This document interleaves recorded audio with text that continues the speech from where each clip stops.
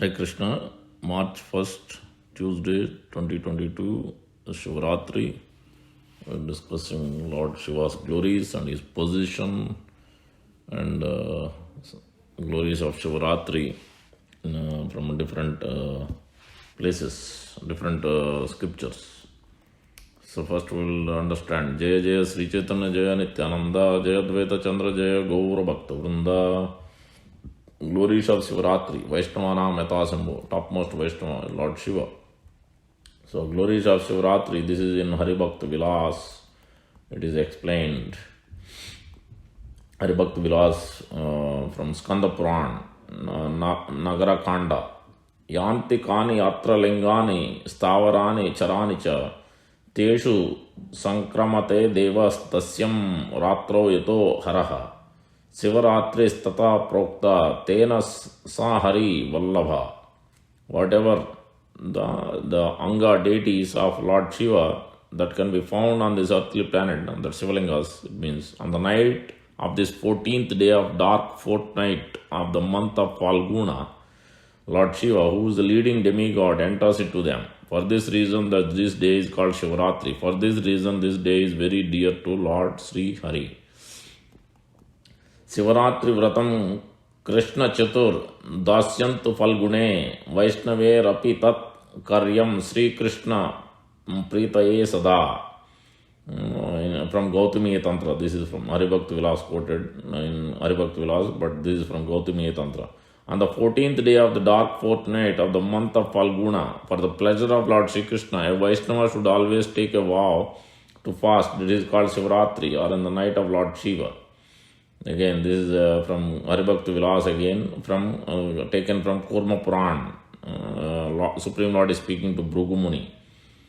Parataram yanti Narayana Parayana nate tatra gamishyanti ye dvishanti maheswaram. One who avoids fasting on Shivaratri or the night of Lord Shiva, he becomes very offensive. Whatever offenses one accumulates by not fasting on Shivaratri day is explained here. The destination of the Supreme Personality of Godhead, Lord Narayana, is certainly in the spiritual world. But if one is envious of Lord Shiva, he does not attain the spiritual world.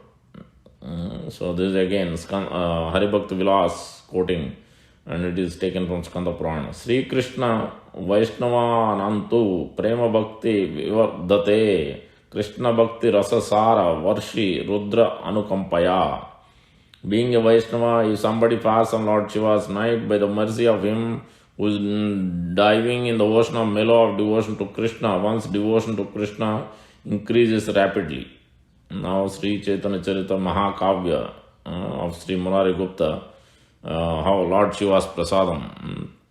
Lord Shiva's Prasadam should be honored if Shiva is worshipped as a great Vaishnava devotee and the Gunavatar of Lord Gauranga, Lord Krishna, but should be rejected when Shiva is worshipped as a demigod or separate from Lord Vishnu or in the mode of ignorance or by a non-Vaishnava. Sri Shiva Nirmalya Bhojana Vyavasthanam, Lord Gauranga Hari honors the food remnants of Lord Sri Shiva. Snatva sa Bindu Sarasi Drutva Sri Bhuvaneswaram Sukam Asino Bhagavan Premananda Pariplutaha. After bathing in Bindu Sarovar lake, so Lord Chaitanya Mahaprabhu happily seated and taken prasad of Lord Shiva. Sri Bhuvaneshwara means Lord Shiva. Tato Bhuktva Varananasa Bhaktai Sankalpita Prabhu Suswava Tatra Sato Jayan Kna Padambujam. Mahaprabhu then ate the choice food prepared by the Bhakta, and afterward he rested content. He contemplated the lotus feet of Sri Krishna. The illustrious Lord thought, if somehow the Mahaprasad of the trident wielding God of gods could be obtained, then we could truly take pleasure. As he was reflecting thus, a certain Brahmana came before him, bearing in his hands a small portion of Mahadeva's prasad. He said, please accept this prasad of Mahadeva. Hearing this, Lord Gaura at once stood up and accepted prasad with bowed head. They all gathered together around the Mahaprasad, and the Lord honored it with his servants as though it were immortal nectar. Thus Gaurahari showed how dear Shiva is to Sri Krishna. Again, Gaurahari arose very early in great happiness after bathing quickly in Bindu Sarovar. He bowed before Sri Shiva and then left on his way. When the powerful Brahmana Sri Damodar Pandit heard that Lord had eaten the remnants of Shiva's food, he said, "One should not eat the remnants of Lord Shiva because Bhrigumuni has placed a curse on those who worship him. Why then did all the opulent transcendental Lord, knowing this, eat that food?" Hearing this, Murari replied to the noble Vipra, "Hear from me the reason for which the Lord ate those nectarian remnants of Sri Shivadeva. When Sri Krishna Chaitanya made his auspicious arrival, Mahadeva joyously accepted him as an honored guest. Please hear somewhat further. When Bhaktas worship Mahadeva, thinking of him as the best among Vaishnavas, Mahadeva accepts that offering from them, and that food should be considered great and pure prasad. Those who are in a sectarian spirit differentiate between Sri Krishna and his Bhaktas indeed fall down. Sri Hari personally advented in the form of a Bhakta as Chaitanya Mahaprabhu in order to instruct such inimical persons. The Lord of all gods, who is the supreme controller of cosmic manifestation, certainly seeks to benefit all embodied beings. Thus, by his reverential acceptance of Sri Shiva's food remnants, he teaches them by his example. Wherever the lingam is established and worshipped with the conception that Sri Shiva and Sri Hari have separate parties, there Bhrugu's curse will act. Because of this offense of a dualistic concept. Hari and Shankara have one interest. If in the presence of Shivalingam someone worships them without a dualistic concept, the curse will not have effect. By people understand their unity of interest, love will increase for both Hari and Shankara, and worship for them both will increase. By tasting such Mahaprasad, one can attain liberation, be cured from the terrible disease and obtain undisturbed prosperity.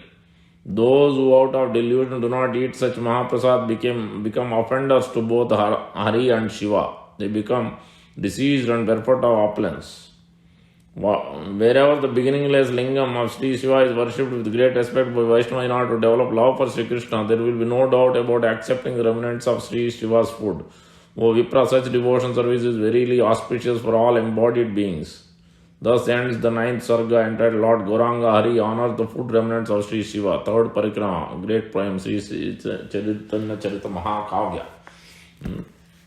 I'll read also from Chaitanya Mangal by Lochandas Thakur, where this pastime, also before that, Gauranga Mahaprabhu, how he also danced in ecstasy, one pastime. Gora is Lord Shiva. Once a Shaivite follower of Lord Shiva came to see Lord Gauranga. He offered respect to the Lord and joyfully praised Lord Mahesha. In his body he displayed the signs of love for Lord Shiva. Vishwambara was pleased to hear the glories of Mahadeva. Suddenly adopting the mood of Mahesha, Gauranga danced in ecstasy.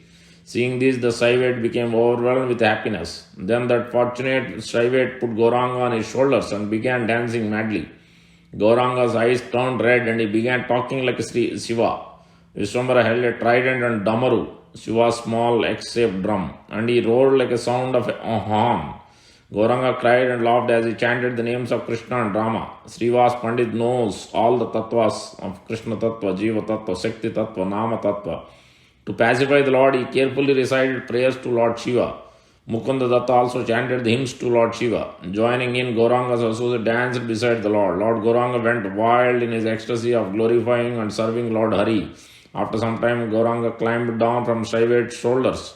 Sri Gauranga Mahaprabhu, the ocean of mercy personified, thus manifested his compassion. Lochandas finds great happiness in describing these joyful events. I will describe again another pastime. Why did Lord Chaitanya accept Lord Shiva's prasadam? That has been asked again. This is Chaitanya Mangal. The next morning, Mahaprabhu again visited the deity of Viraja, who grants liberation to anyone who sees her. After paying obeisances and leaving the temple, Lord Chaitanya displays the symptoms of transcendental ecstasy. Walking with the gait of a powerful lion, the Lord came to the village of Ekamraka, where Lord Shiva and Parvati reside. This is Bhuvaneshwar, close to Jagannath Puri. Char Dhams, Jagannath Puri, Lord takes prasad, one of the Char Dham, very, very prominent. There also there are Lord Shiva will say, all these 4 dhams, Lord Shiva's temples are there. This is Ekambraka, very famous place of Lord Shiva. Bhuvaneshwar itself is very famous place for Lord Shiva's temple. So this is happening, this pastime is happening, this Ekambrakanana. Upon seeing the temple dome, Gauranga began running out of intense eagerness to see the temple. A beautiful flag billowed atop the temple. Mahaprabhu offered obeisance to the temple flag before entering Ekambraka, an abode of Lord Shiva abounding in Shiva temples. Along with town's main Shivalinga called Visveswara, there are 10 million Shivalingas. Wow, this is the beautiful place. One feels apprehensive about making an offense when he walks into Ekambraka. The earth of Ekambraka appeared like Sandesh, a semi-solid white sweetmeat.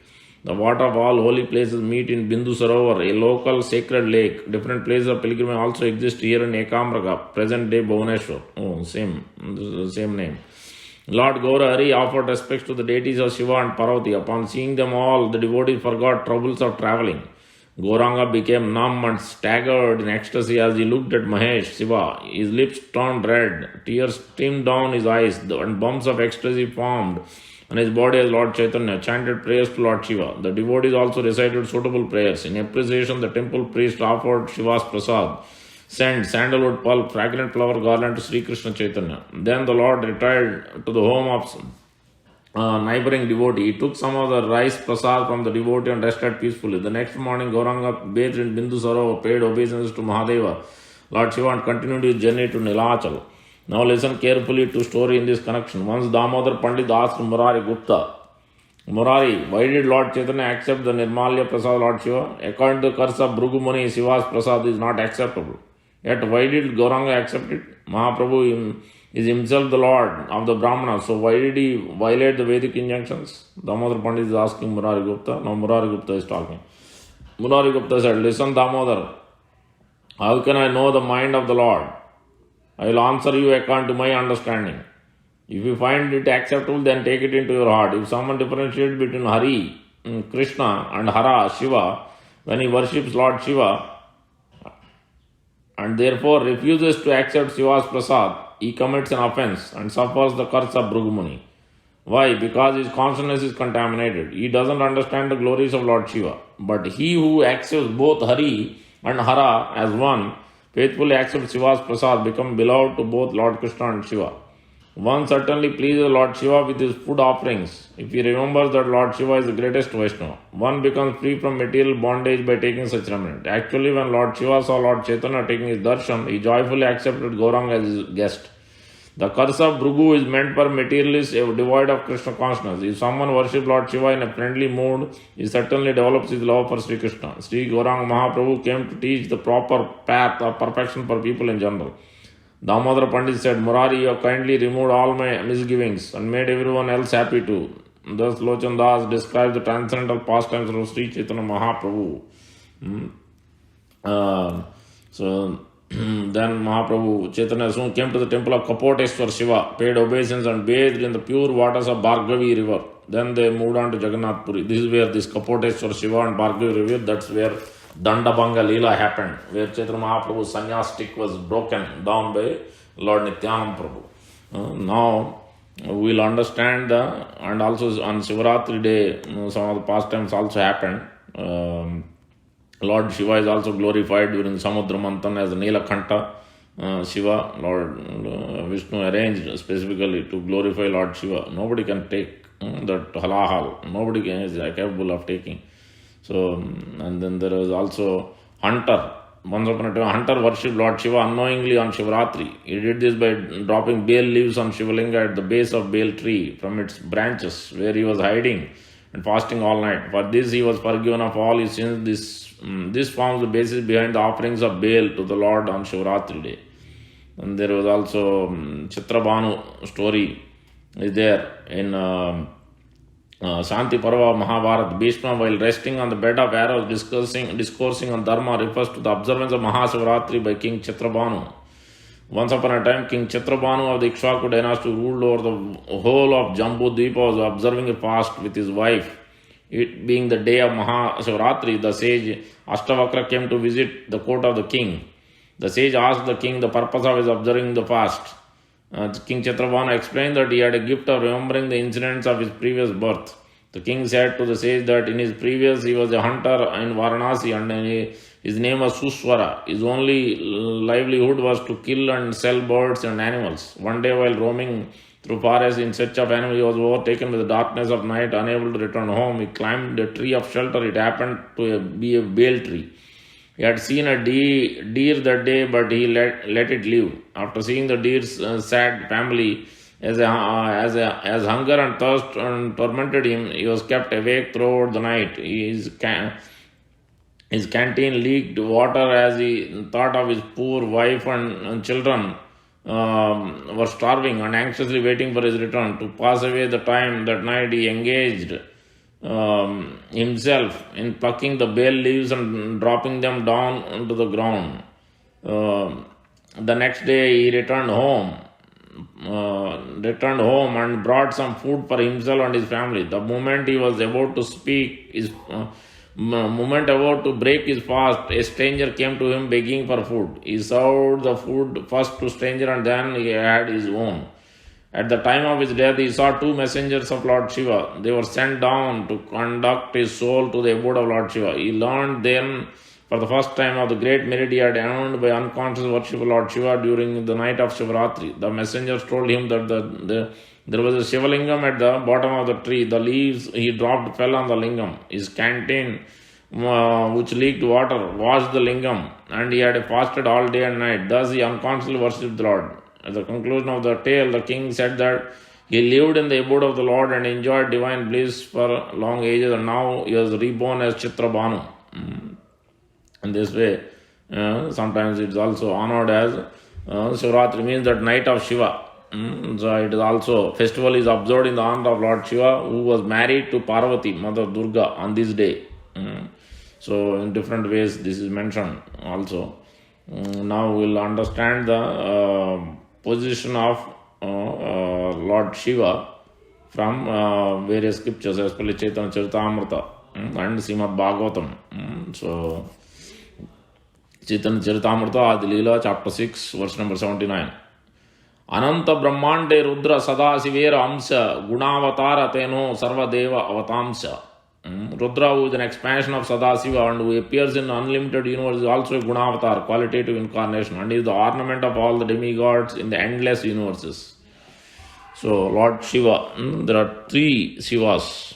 Sadasiva in Vaikuntha Loka is as good as Lord Vishnu. In the category of Vishnu Tattva. He is not Lord Vishnu, but is as good as, is the same category. Tattva is a Vishnu Tattva category, Sadasiva, who always stays in Vaikuntha Loka. That is also called Sadasiva Loka in Vaikuntha. That is within within Vaikuntha he lives. Lord Shiva as Sadasiva lives. He is not in touch with material modes. He is not in touch with any kind of creation, destruction, nothing. That is completely in Vaikuntha. Then his expansion is Shambho. When Lord wants to, Mahavishnu, Karanodasai Vishnu wants to create, then Moola Sankarshan, then when he's glancing the time factor, then the Lord Shiva comes into picture. So then that is Shambho, second portion, who is acting for the part of creation through his glance. So that glance is transferred from Mahavishnu and Ramadevi's wife to Lord Shiva and Kali. So we call that Kala time factor, who's carrying that time factor that is coming, the deluding energy. And through the glance it transferred into these personalities, Lord Shiva and Durga Devi or Kali.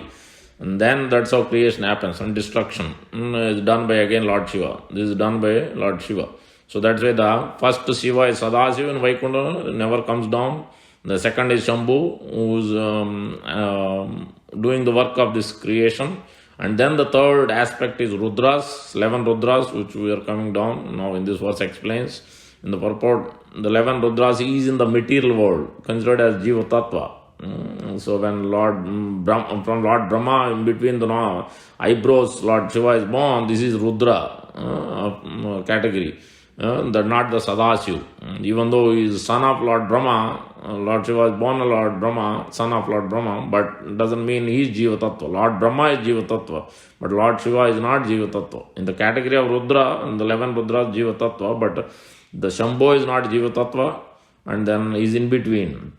But Sadasiva is as good as Vishnu, is in Vishnu Tattva category. So now we will understand more as we read this here. There are 11 expansions of Rudra or Lord Shiva. They are as follows: Ajay Kapat, Ahi Bradna, Virupaksha, Raivata, Hara, Bahurupa, Devasreshta, Trayambaka, Savitra, Jayanta, Pinaki, Aparajita.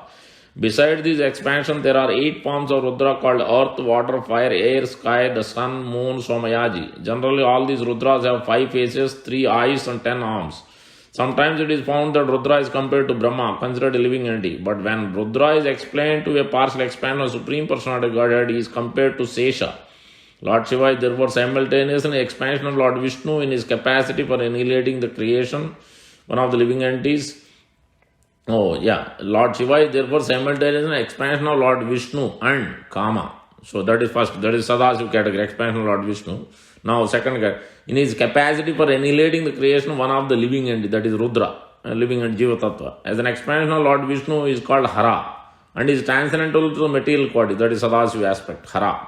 But when he is in touch with Tamogun, that is destruction, and he appears contaminated by the material modes, and this is explained in Srimad Bhagavatam and Brahma, that is Kshiram Yatata Divikara Visesha Yogat Dayata Naitata Samupaiti Karya Sambhutam Pratagasti Heto Govindamadi Purusham Tamuham Bhajami. The milk is transformed into yogurt by the culture. Same way, when Lord wants to create material world, then Lord Shiva comes into play. His glands transforms. So milk is transforms into yogurt by culture. Same way, so the Lord Vishnu is not directly in touch with creation. It sends his glands, then the Lord Shiva as Shambho takes care. So then that's what is been explained here. When he is in touch with Tamogun, that is destruction, then he is Jiva Tattva. So now further, Rudra is always associated with material nature when she is in the neutral unmanifested stage. But when the modes of material nature are agitated, he associated with material nature from a distance. In Brahma Samhita, relationship between Lord Shiva and Lord Vishnu is compared to that of milk and yogurt. Milk is converted to yogurt by certain additives, but although milk and yogurt have the same ingredient, they have different functions. Similarly, Lord Shiva is an expansion of Lord Vishnu, yet because of his taking part in the annihilation of cosmic matter, he is considered to be changed. The milk, like milk converted to yogurt. In the Puranas, it is said that Shiva appears sometimes from the heads of Brahma, sometimes from the heads of Vishnu. The annihilator Rudra is born from Sankarshan, and the ultimate fire to be born in the whole creation. In the Vayu Purana, there is a description of Sadasiva in one of the Vaikuntha planets. That Sadasiva is the direct expansion of Lord Krishna's form for pastimes. It is said that Shiva, Lord Sadasiva, Lord Shambho is an expansion from Sadasiva in Vaikuntha planet. You see, this Vayu Purana, as I explained. It is said that Sadasiva, Lord Shambho, is an expansion from Sadasiva in the Vaikuntha planet. So that's why 3 Shivas. From Sadasiva in Vaikuntha, Shambho for the creation aspect, and then his expansion, third one is Rudras, or Shiva or Rudras. In the third one, which is in the material world, Jiva Tattva, taking care of the annihilation aspect. By the power of Lord Sankarshan, he does the annihilation. The fire originates from Lord Sankarshan, then it happens. So that Sadasiva is been explained here. Mahamaya, is consort, Lord Shiva's wife. Mahamaya is an Mahamaya is an expansion of Ramadevi or Lakshmi. Mahamaya is the origin or the birthplace of material nature, that is Durga Devi, Mahamaya. Now further we will understand more the same aspect from Chaitanya Charitamrita, more. Chaitanya Charitamrita Madhya Leela chapter 20, where it is explained. Yasyangri Pankaja Rajo Akila Lokapalair Maulya Uttamair Drutam Upasita Tirtha Tirtham Brahma Bhavo Aham Api Yasya Kala Kalaya Srishu Cha Udvahema Chiram Asya Rupasanam Kwa. What is the value of the throne to Lord Krishna? The masters of the universal various planetary systems accept the dust of his lotus feet on their crowned heads. The dust makes the holy places sacred. Even Lord Brahma, Lord Shiva, Lakshmi, and I myself, this is Lord Balram is speaking, I myself and all these Lord Brahma, Lord Shiva, Lakshmi Devi, who are all portions of his plenary portions, eternally carry the dust on our heads. This is quotation from 10th canto Srimad Bhagavatam, chapter 68, verse number 37. When Kauravas flattered Baladeva so that he would become their ally and spoke ill of Sri Krishna, Lord Baladeva became angry and spoke this verse. It's a very important point so that we understand. Now coming about the Lord Shiva and Rudras. Verse number 307 from chapter 20.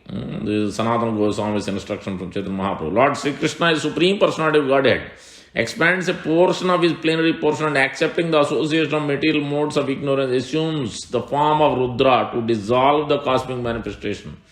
This is the description of Rudra form, which is another expansion of Krishna. Only Vishnu Murtis are the expansions of Krishna's personal and plenary portions. Mahavishnu, who lies into the causal ocean, is an expansion of Sankarshan.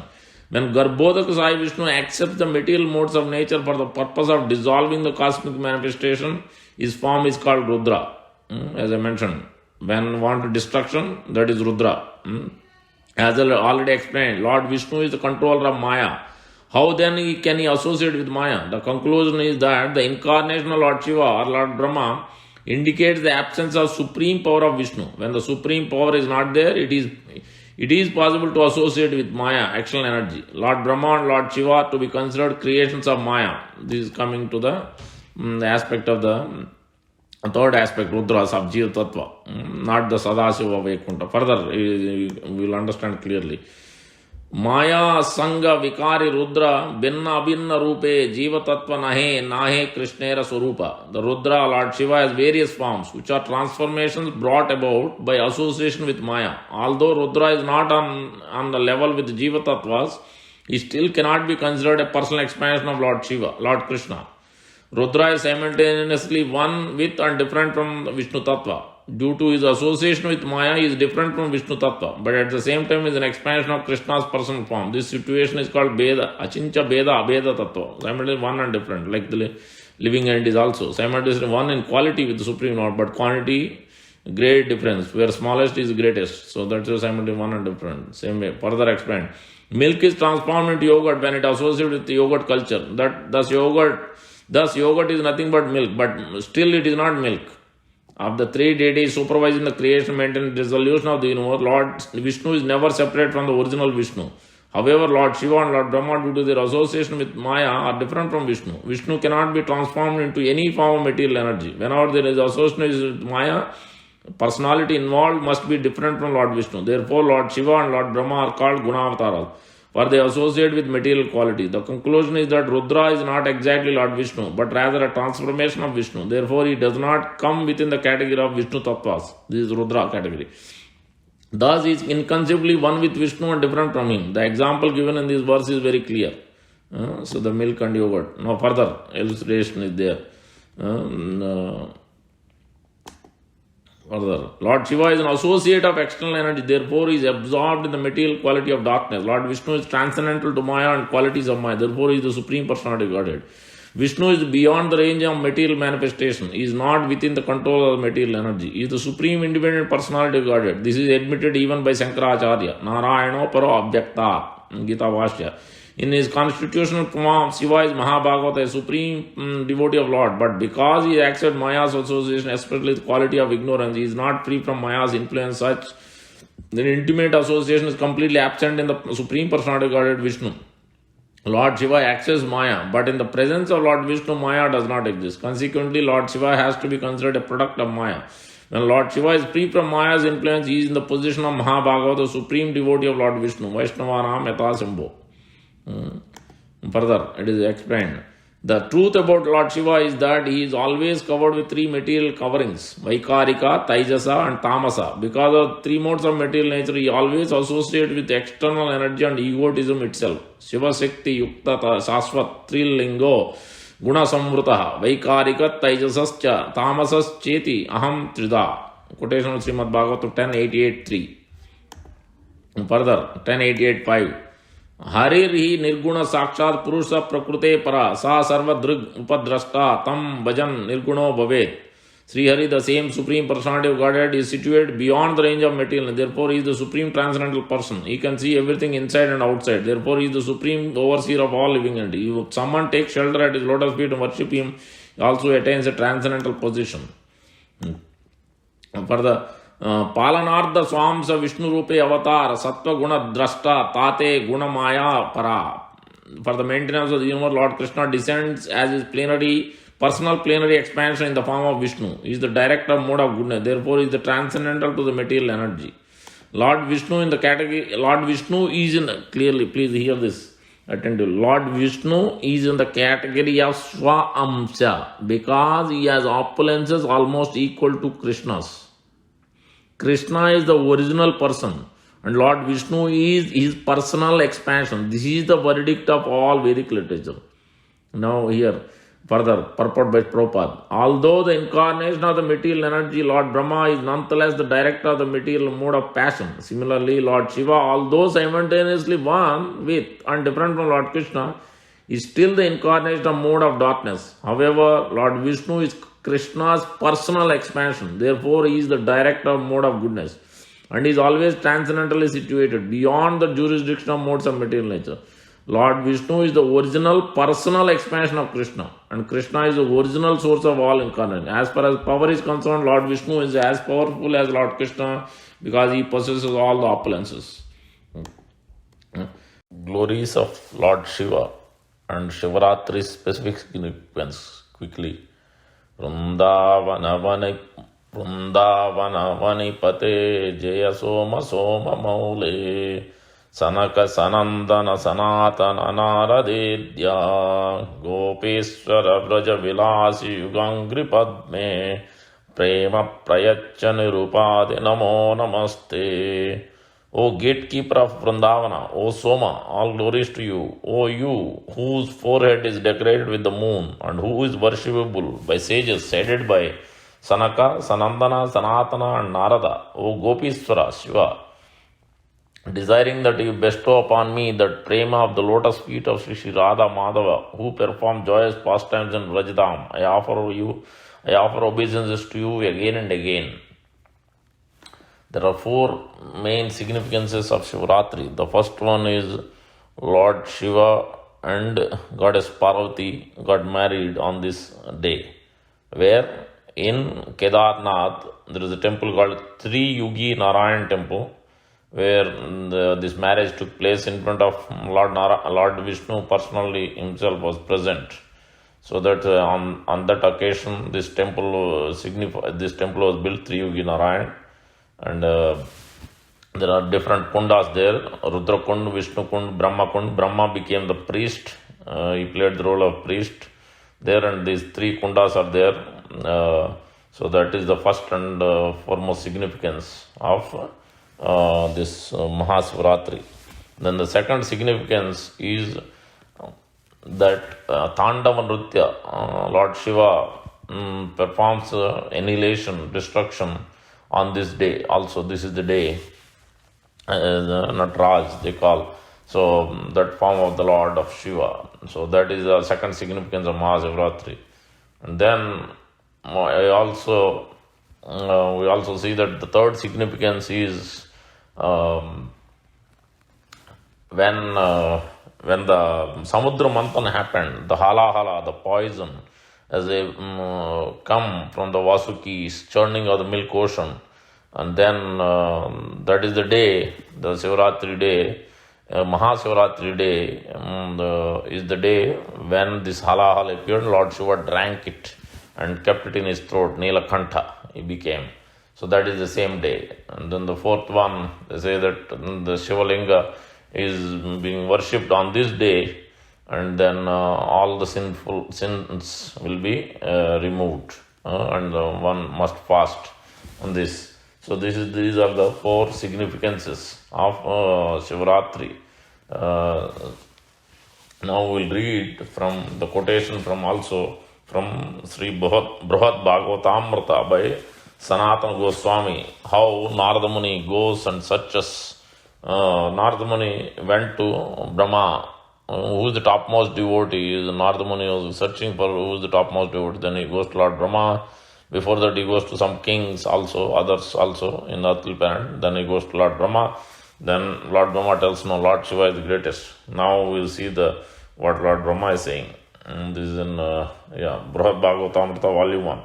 Sri Brahma said, Kuvera once earned the gratitude of Lord Shiva by devotedly worshipping him. From then on, within this universe, Lord Shiva has submitted to Kuvera's authority on Kuvera's Mount Kailash.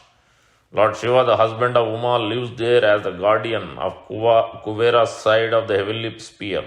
Accompanied by suitable attendants, he shows but a small fraction of his opulence. Just as the personality of God Krishna, brought under control by the devotion of servants like me, resides on my planet and in heaven and elsewhere, Lord Shiva lives in Kailash, displaying suitable pastime. This is how Lord Shiva is living in Kailash, because by Kuvera worshipped him, Kuvera pleased him, so that's why Lord Shiva pleased with him. He stayed in that place of Kailash.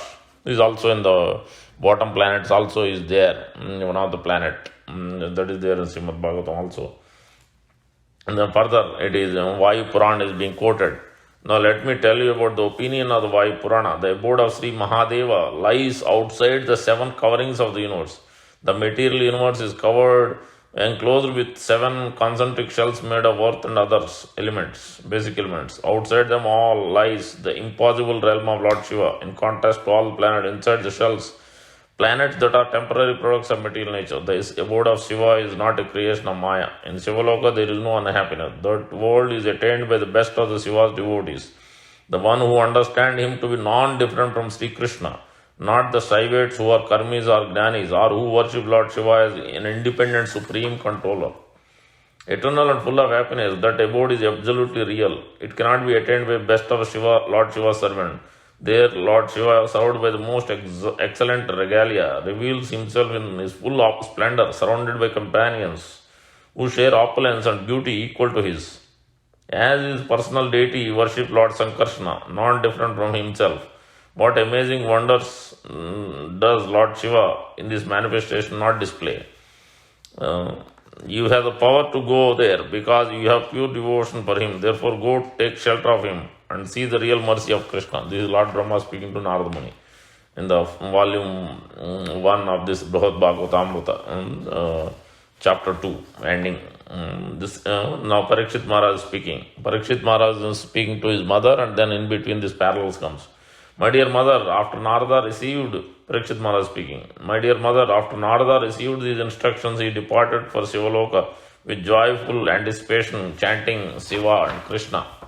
Now, Narada submitted, you are the topmost devotee. Now, let's see. So, what is saying? Lord Rudra, the best of the Vaishnavas, the initiator of devotion service to Vishnu, at once covered his ears and angrily replied when Narada glorified Lord Shiva. Sri Rudra said, I am not the Lord of the universe, nor an object of Krishna's mercy. I am just poor soul, always hankering for the favor of the servants of his servant. This is in the volume 1, chapter 3, verse number 11 of Brihad Bhagavatamrita. Sri Parikshit Maharaj said, upon hearing this, the sage Narada was shocked, thinking he had acted offensively. He at once stopped praising Lord Shiva's non-difference from Krishna and began to speak in a soft voice. Sri Narada said, you certainly know the confidential mysterious glories of Lord Vishnu and the Vaishnavas, and you expertly explain those glories. The best Vaishnava therefore aspire for your mercy. Lord Krishna also has a great regard for you and extensively spreads your glories. This way he continues on for many verses. Then Lord Shiva replies. Now we'll see how Lord Shiva replies. Then even he glorifies even Mother Parvati also. Then we'll see what Sri Mahesha said, verse number 36 from volume 1, Brihad Bhagavatam, chapter 3. Oh, how painful this is, my dear Narada, free of every trace of false pride. How can you compare one, the root of all pride, compare me, the root of all pride, to Krishna, the Lord of prideless sages? I am covered by many false identities. I consider myself the Lord of the universe, the all-knowing giver of knowledge, the liberated bestower of liberation, the devoted granter of devotion for Vishnu. When the fearful time of annihilation arrives, in which everything must be devoured, I am obliged by the mode of ignorance to destroy the entire cosmos. When I think of this, I feel ashamed.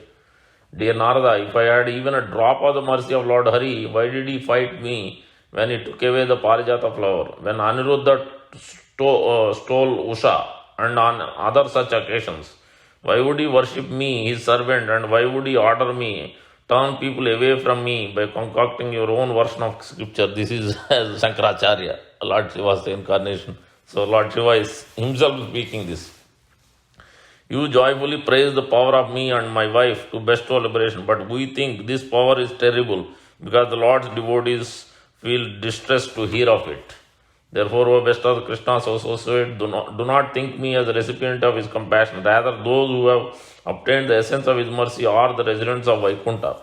They have given up everything as worthless straw, worshipping their dear Lord Hari in pure devotion. They have no respect for the desirable achievements of this world. They will not even glance at those perfections. So then further Lord Shiva and Parvati comes to the point that Lakshmi is the topmost. Lakshmi is the dearmost and more dear, strong devotion, the great devotee than him. Then further he gives secret to Narada Muni that Prahlad Maharaj is the topmost devotee. Let's see.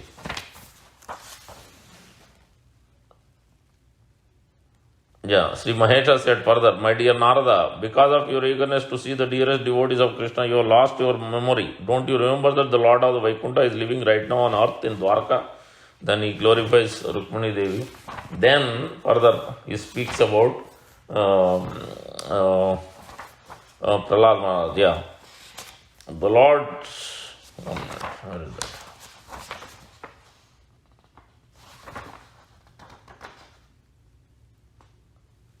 There is a greater recipient of Krishna's mercy than your father, me, and other servants like Garuda, even than the goddess of fortune. His name is Prahlad.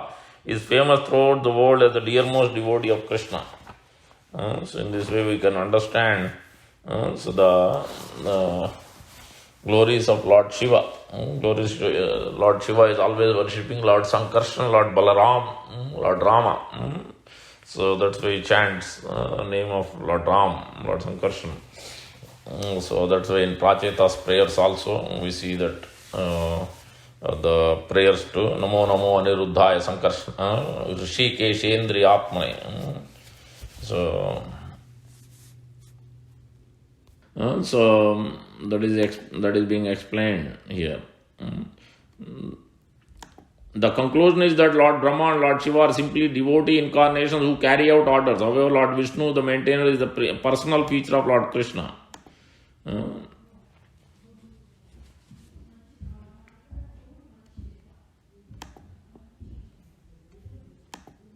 Now further we'll read from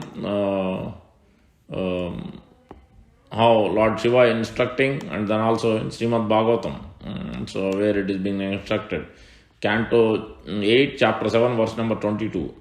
Tvam eka sarva jagata iswaro bandha mokshaya tam tvam archanti kushala prapannarti haram gurum. O Lord, you are the cause of the bondage of liberation of the entire universe because you are its ruler. Those who are advanced in spiritual consciousness surrender unto you, and therefore you are the cause of the mitigating their distress. You are also the cause of their liberation. We therefore worship your Lordship. Actually, Lord Vishnu maintains and accomplishes all good fortune. If one has to take shelter of Lord Vishnu, why should the demigod take shelter of Lord Shiva?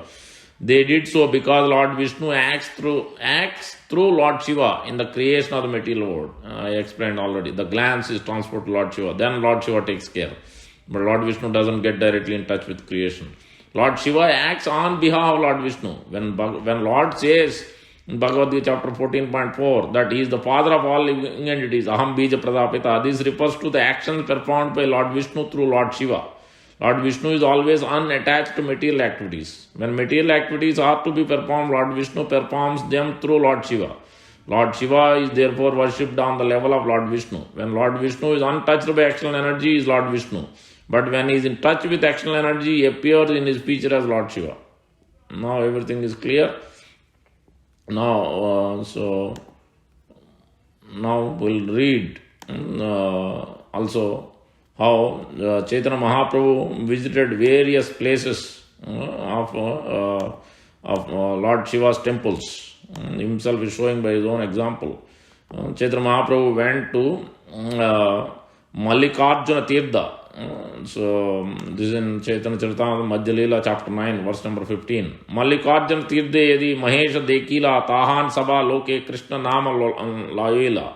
Sri Chaitanya Mahaprabhu went to Mallikarjuna Tirtha and saw the deity of Lord Shiva there. He also induced all the people to chant the Hare Krishna Mahamantra.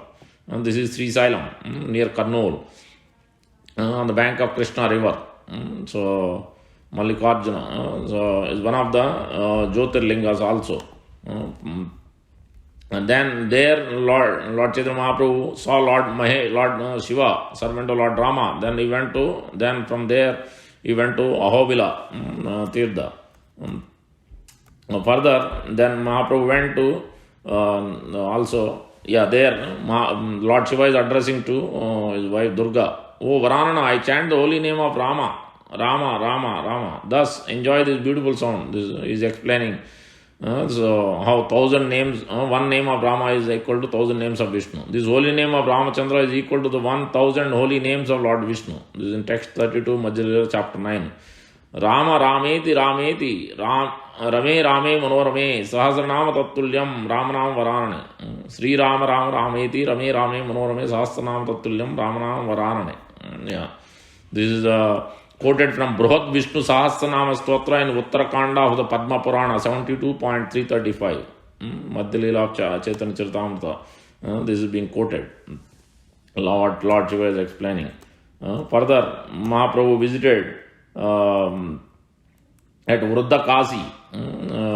Vruddakasi, visited the temple of Lord Shiva. Then he left Vruddakasi and proceeded further and saw then he went to the another place, Shivakanchi.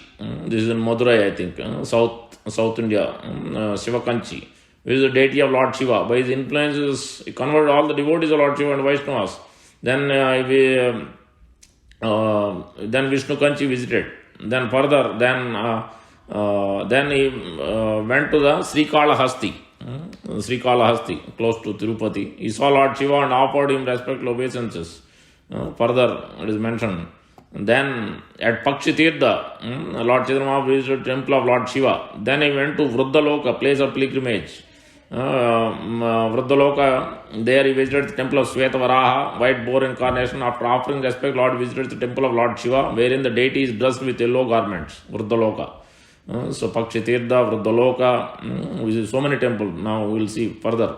After visiting the temple of Siyali Bhairavi, a form of goddess Durga, Chaitanya Mahaprabhu, son of Mother Sachi, went to the bank of river Kaveri. So many, Siyali Bhairavi, another place.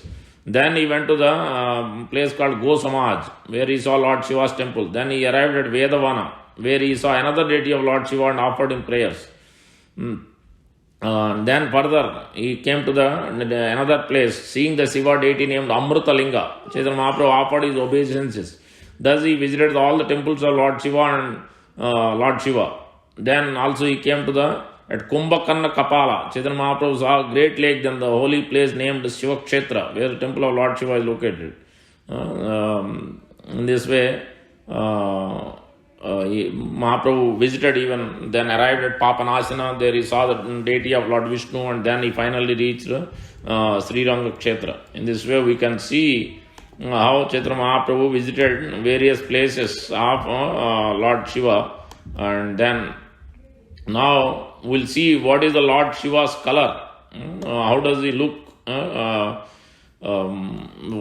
has been explained. Who saw? Prachetas, sons of Prachina Barishat, saw Lord Shiva. How did they see? What is the color? Has been explained. First time we hear from Srimad Bhagavatam, Canto 4, Chapter 24, verse number 24 and 25, describing the Prachetas were fortunate to see Lord Shiva, the chief of the demigods, emerging from water with his associate. His bodily luster was just like the molten gold. His throat was bluish, Nilakanta. He had 3 eyes, which looked very mercifully upon his devotees. He was accompanied by many musicians who were glorifying him. As soon as Prachetas saw Lord Shiva, they immediately offered their obeisance with great amazement and fell down at the lotus feet of the Lord. Now let's see what Lord Shiva says. Any person who is surrendered to the Supreme Personality of Godhead, Krishna, the controller of everything, the material nature as well as the living entity, is actually very dear to me. Lord Shiva himself is saying, Yat param brahmasa saksha triguna jiva sangnitad bhagavantam vasudevam prapanna sa priyohime. This Lord Shiva himself is directly giving that instruction. Further, so we'll see further. Lord Shiva is instructing now. Now I shall chant one mantra which is not only transcendental, pure and auspicious, but is the best prayer for anyone who is aspiring to attain ultimate goal of life. When I chant this mantra, please hear it carefully and attentively. So then Lord Shiva starts offering these beautiful prayers, important prayers. Rudra Gita it is called. Canto 4, chapter 24. Song sung by Lord Shiva is also called Rudra Gita. Sri Rudra Vacha Jitanta Atma Vidvirya Swastaye Swastirastu me Bhavata Aradhasaradham Sarvasma Atmane Namaha. Lord Shiva does the Supreme Personality of Godhead with the following prayer. O Supreme Personality of Godhead, all glories unto you. You are the most exalted of all self-realized souls. Since you are always auspicious for the self-realized, I wish that you are auspicious for me. You are virtual by virtue of all the perfect instructions you give. You are the super soul. Therefore, I offer my obeisances unto you, the Supreme Being.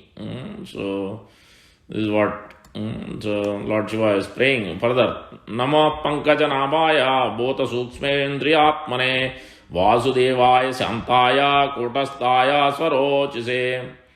My Lord, you are the origin of the creation by virtue of the lotus flower which sprout from your navel. You are the supreme controller of the senses and sense objects. You are also all-pervading Vasudeva. You are most peaceful. Because of your self-illuminated existence, you are not disturbed by the 6 kinds of transformations. Lord Shiva is glorifying. The word Santaya Kotastaya Swaroch is very significant. Although Lord is within the material world, he is not disturbed by the waves of the material existence. However, conditioned souls are agitated with 6 kinds of transformations.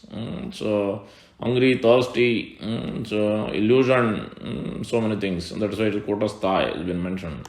Further, Sankarshanaya Sukshmaya Durantaya Antakaya cha Namo Visva Prabodaya Pradyumnaya Antaratmane.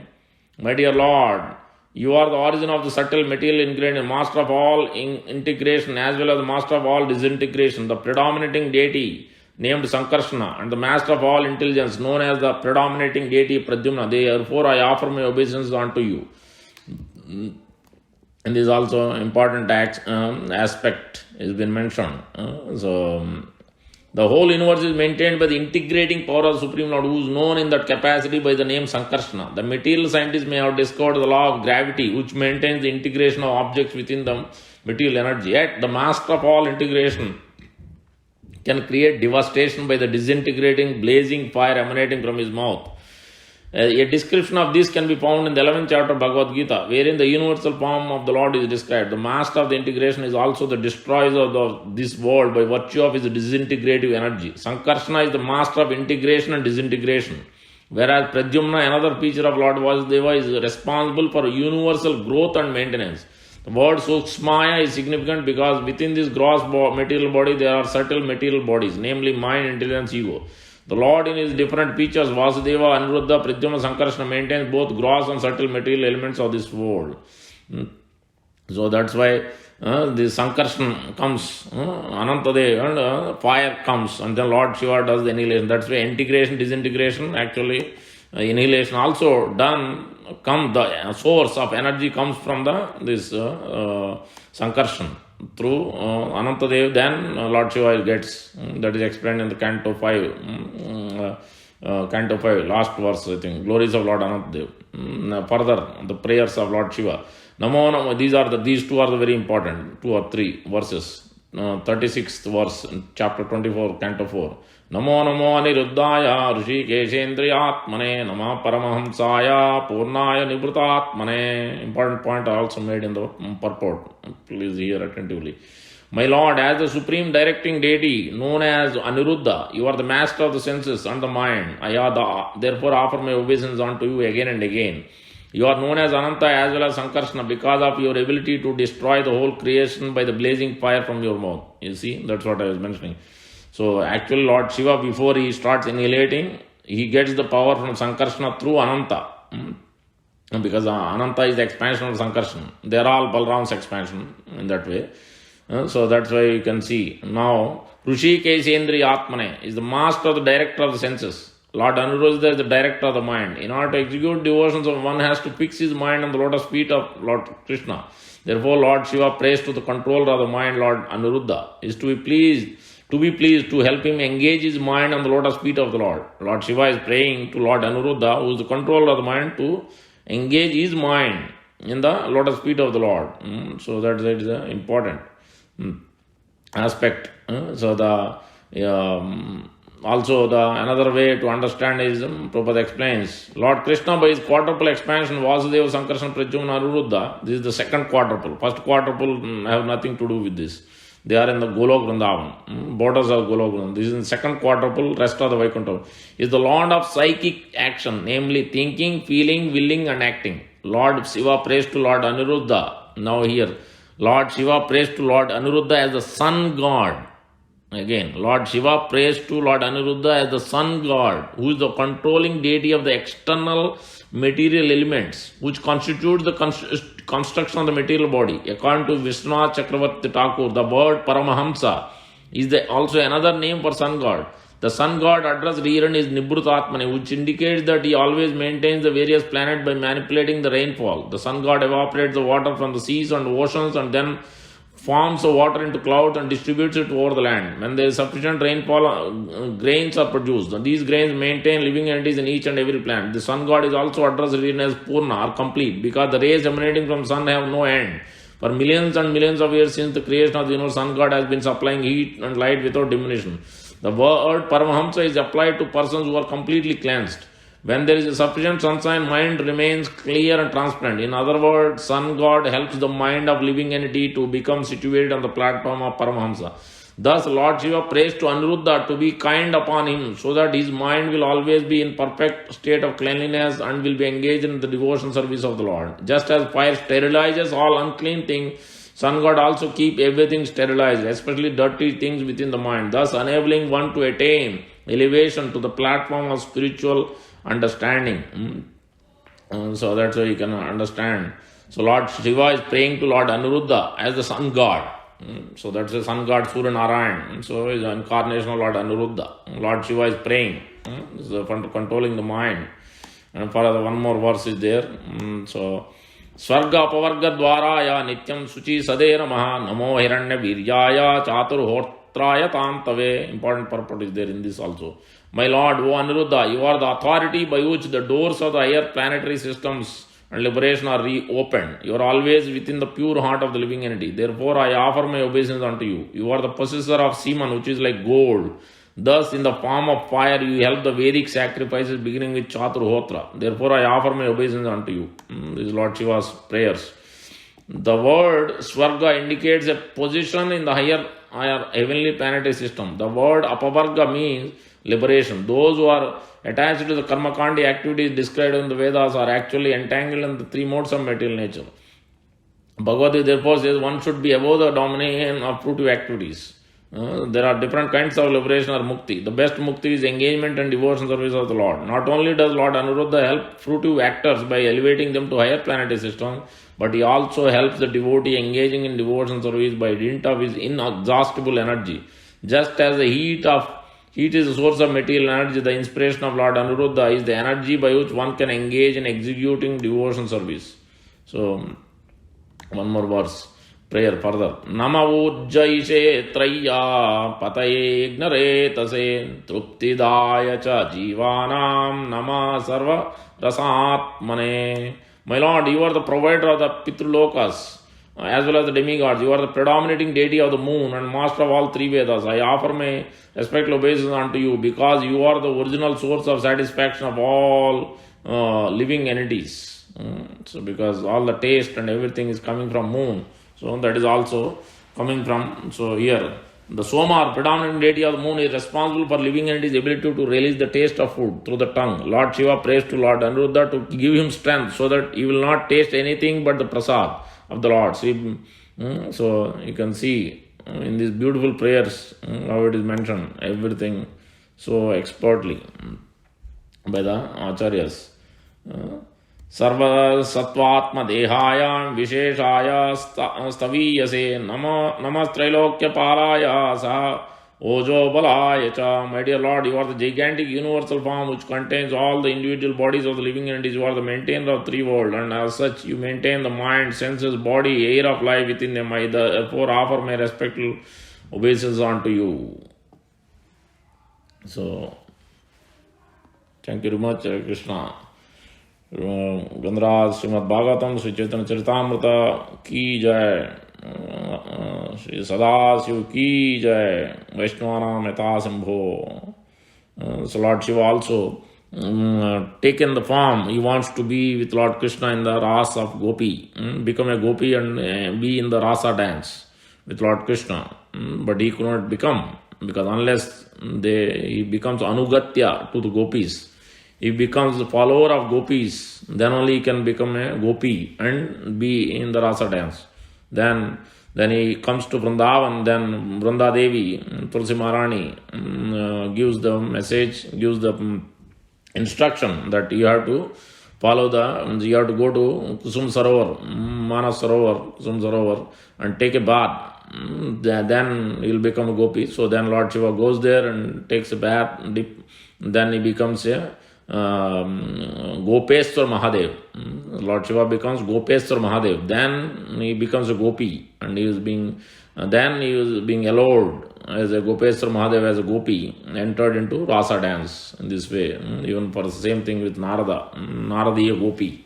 So in this way, without the anugatya. So that's why following the instructions, following the orders of spiritual master, the advanced devotee, spiritual master, guru, there is no possibility.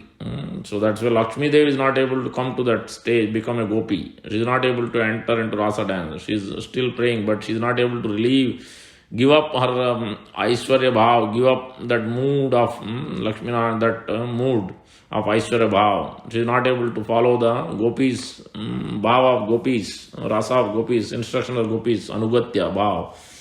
So that's why she is not able to become a gopi and enter into rasa dance, even though she wanted to. And that's why we must follow the anugatya. So Lord Shiva's instructions are very, very important in that way. That's why here Lord Shiva is addressing and praying to Lord Anuruddha. So Lord Krishna, in so many different places we see again and again how dear is Lord Krishna and his devotees to Lord Shiva is. So thank you all very much. Hare Krishna. Shivaratri ki jai.